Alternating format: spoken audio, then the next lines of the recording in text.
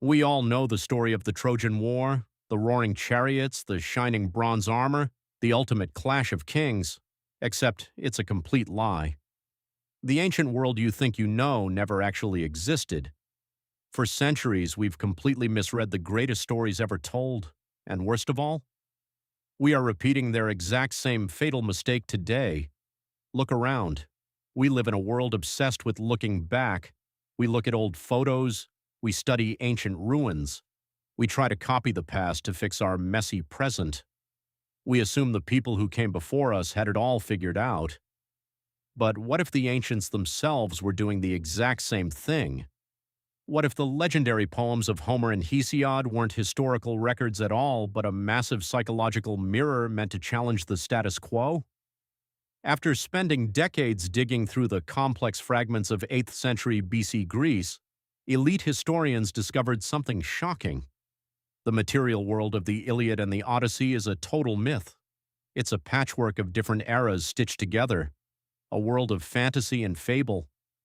By understanding why the Greeks invented this fake past, we unlock the ultimate cheat code for navigating our own chaotic political reality. You'll finally see how leaders use storytelling to control communities, how wealth subverts justice, and why the stories you believe are shaping your destiny. Let's dive into the truth behind the myth. Think of it this way. Imagine someone writing a movie today about World War II, but in this movie, the soldiers fight with medieval swords, drive modern electric tanks, and talk like Shakespeare. It sounds completely ridiculous, right? Well, that is exactly what Homer did with the Iliad. Take the famous warrior Aias. When he steps onto the battlefield, the poem describes his massive shield. At first, it's a giant leather tower shield from the early Bronze Age, but a few lines later, it suddenly has a bronze outer layer and a central metal boss.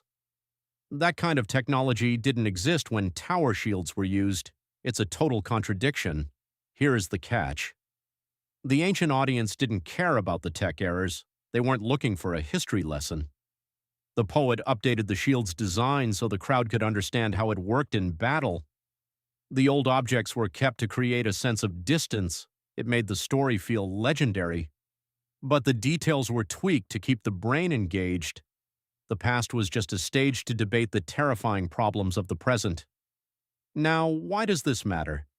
Because the real battle wasn't on the field of Troy, it was happening in the minds of the Greek citizens. Let's look at another giant of ancient literature, Hesiod. He didn't write about epic wars, he wrote about regular, grinding life. In his famous poem, The Works and Days, he tells a deeply personal story.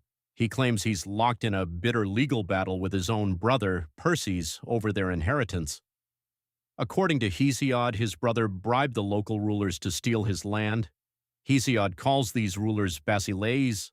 They were powerful men who controlled the courts, but if you look closer, you realize something strange. Hesiod doesn't try to overthrow them. He doesn't complain about their legal right to rule. He just warns them that the all-seeing eye of Zeus is watching. But it gets worse. Historians now suspect this entire brotherly feud might be completely made up. The name Hesiod actually means he who emits voice. It's highly likely a stage name. The crooked judges, the greedy brother, the miserable village of Askra, it was all a brilliant poetic device. Think of it as a micro-narrative. Hesiod invented a personal tragedy to teach a massive lesson about greed. He lived in a world where old tribal structures were collapsing. Power was shifting away from royal bloodlines and moving straight into the pockets of the newly rich. By framing his poem around a fake family fight, he forced his audience to confront a dark truth. Wealth, not birthright, was becoming the ultimate power. Let's pivot back to Homer because the political games get even wilder. In the Odyssey, the entire plot hinges on marriage. Odysseus is gone for 20 years. Dozens of wealthy suitors move into his palace, eating his food and trying to marry his wife, Penelope. If you read the descriptions of marriages across Homer's poems, the rules make absolutely no sense. In some chapters, a man must buy his bride by giving huge, valuable gifts to her father. In other chapters, the bride's father gives a massive fortune to the groom to seal the deal. Anthropologists have searched for a single society that did both at the same time, and they found nothing. This brings us to a massive pattern interrupt. The conflicting marriage customs weren't an accident. They were a deliberate tool to ask a dangerous question: who really holds the power in a community? When a leader like Agamemnon offers his daughter to the warrior Achilles without demanding any gifts, he is breaking tradition. He is using a strange custom to show absolute desperation. The poem uses these broken rules to highlight the toxic clash between personal pride and the survival of the group. The ultimate example of this happens in the Iliad during a massive assembly of the army. Odysseus is walking through the ranks trying to keep the soldiers from abandoning the war. When he meets a man of high rank, he speaks gently and uses logic. But when an ordinary soldier speaks up and complains about the corrupt leaders, Odysseus beats him with a golden scepter and tells him to shut up.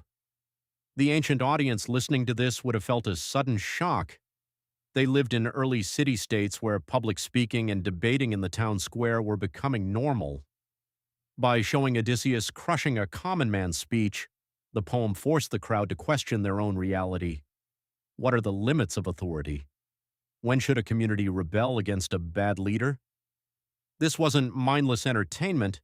It was a highly sophisticated psychological sandbox. The Greeks used a fake mythical past to safely debate their breaking world without starting a literal revolution. We still fall into this trap today. We look back at history through a distorted lens, missing the real lessons entirely. If you want to see how this exact same narrative control is being used to manipulate modern media, you need to look at how we package truth. I break that down step by step in this video right here. Click it, and I'll see you there.